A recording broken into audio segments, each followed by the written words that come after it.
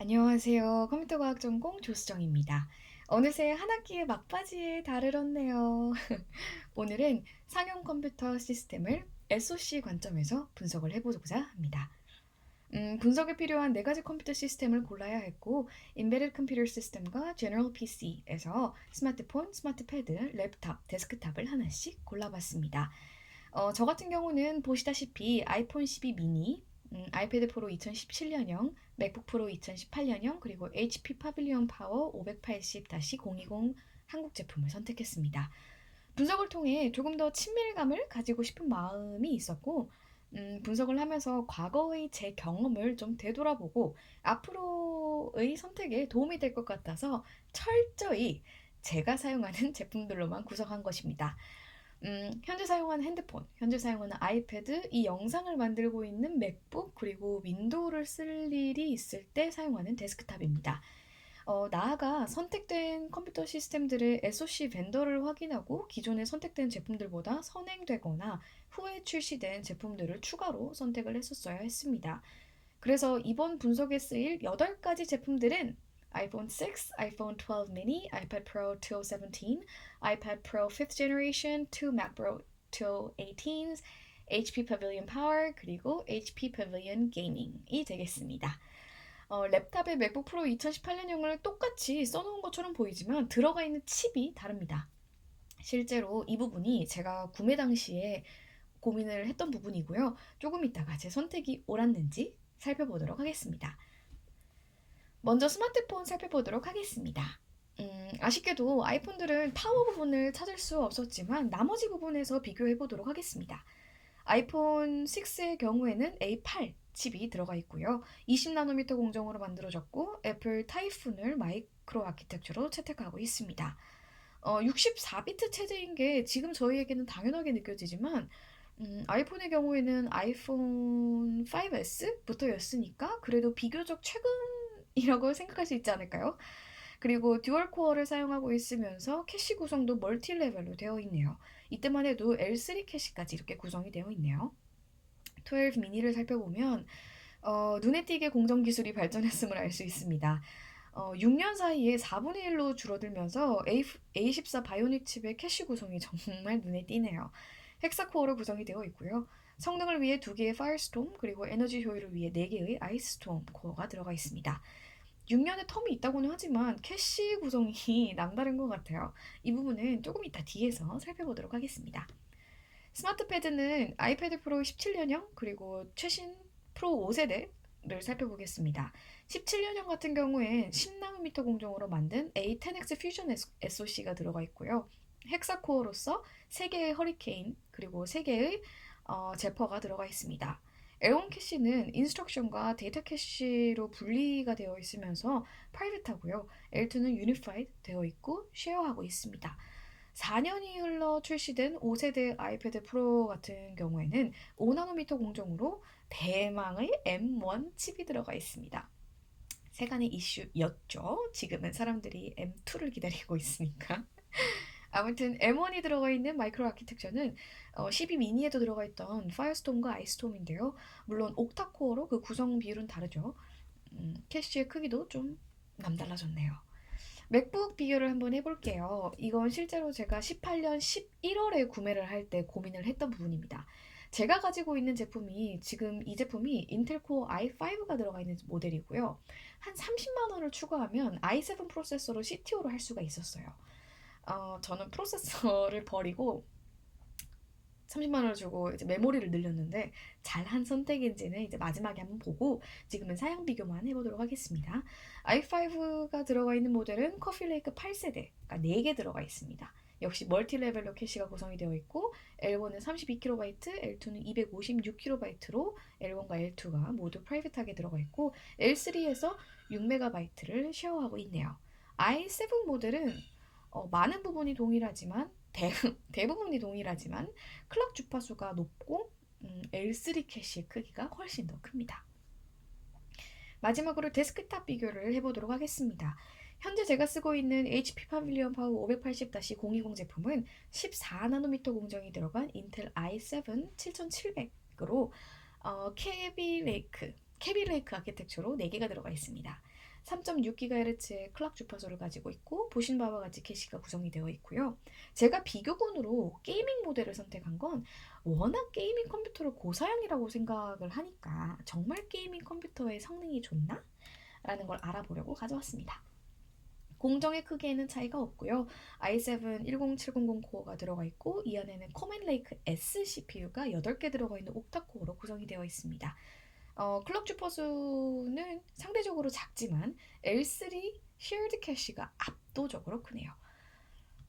수업 시간에도 언급이 되었지만 캐시 메모리를 평가하는 5가지 원칙이 있습니다. 첫째, 캐시 메모리가 멀티 레벨로 구성이 되어 있는가? 둘째, non-embedded CPU들의 L1 캐시 크기가 32KB인가? 셋째, 비슷한 맥락이지만 embedded CPU의 L1 캐시 크기가 non-embedded CPU의 L1 캐시 크기보다 큰가? 넷째, L1 캐시들은 인스트럭션과 데이터 캐시로 나누어지고 L2와 L3는 유니파이드한가? 그리고 마지막으로 다섯째, 캐시 구성이 프라이빗과 shared로 적절히 나뉘는가? 그래서 이렇게 직전까지 살펴본 8개의 제품이 이 5가지 원칙을 따르는지 살펴보도록 하겠습니다. 먼저 멀티 레벨로 구성이 되어 있는지는 쭉 보면서도 알 수 있었습니다. L3 캐시가 없는 경우는 있었지만 적어도 L1과 L2로 나뉘는 구조를 가지고 있었죠. 이렇게 모두 멀티 레벨로 구성이 되어 있는 이유는 캐시의 성능을 상상시키기 위해서인데요.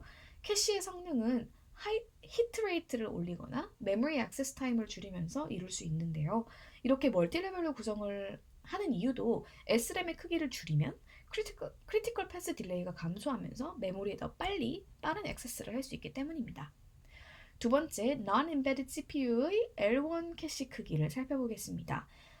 랩탑과 데스크탑이 속하죠. 4개의 제품에는 네 개의 제품의 캐시 구성만 똑 떼서 가져와 봤는데요.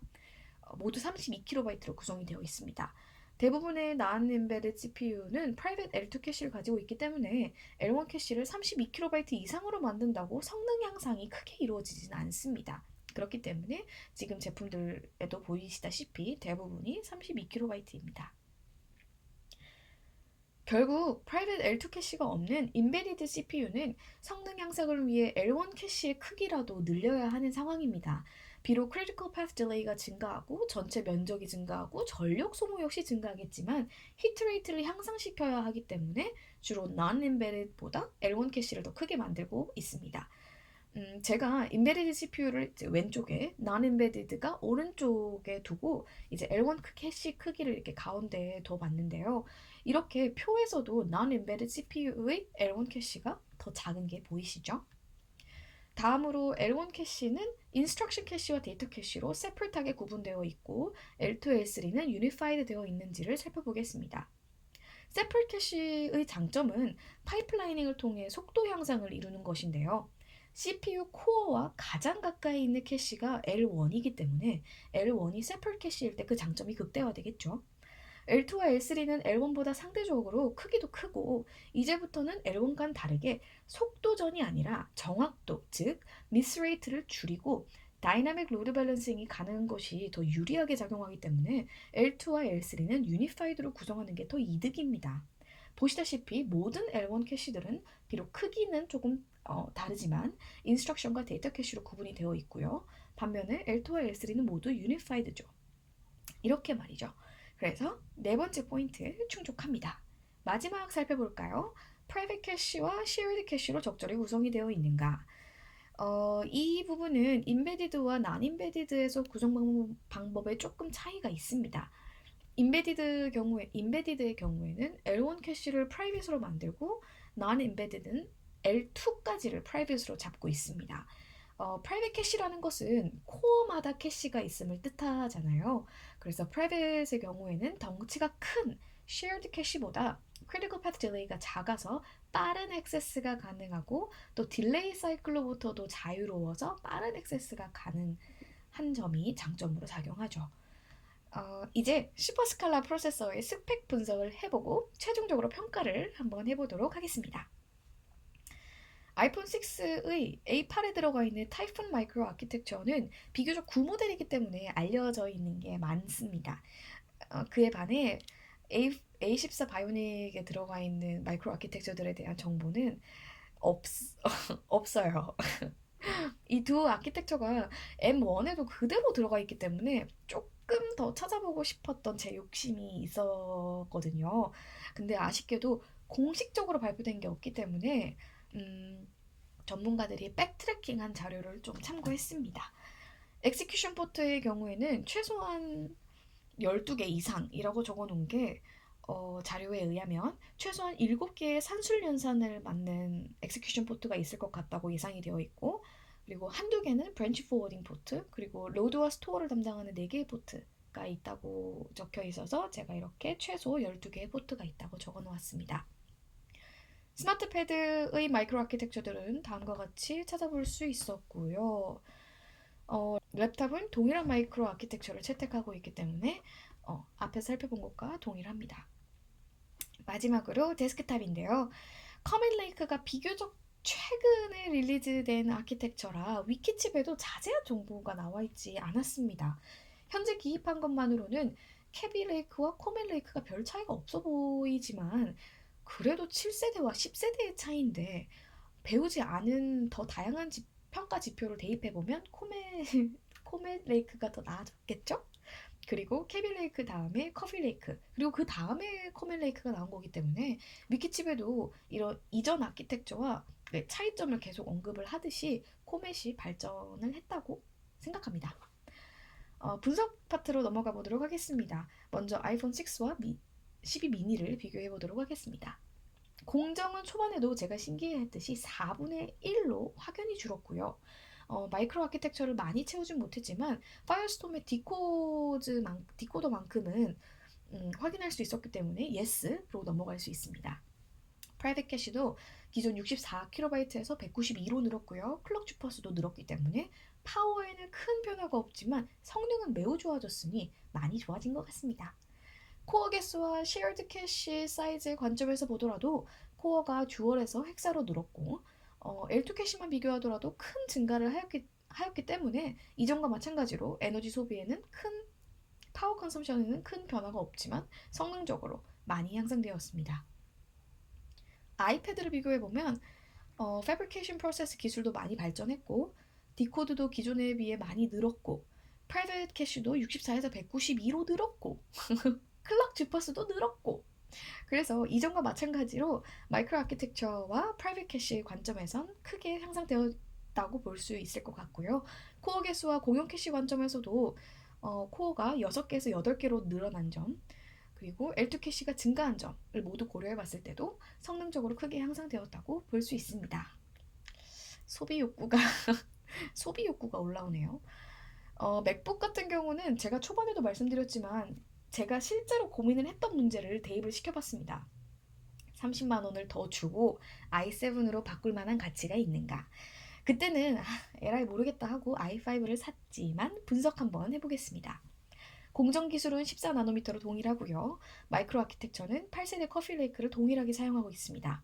프라이빗 캐시 크기도 같고요. 다만 클럭 주파수는 i7이 조금 높아졌기 때문에 성능적으로 조금 증가했다라고 볼 수 있겠네요. 아직까지는 i7 대신 메모리를 올린 제가 잘한 것 같아요.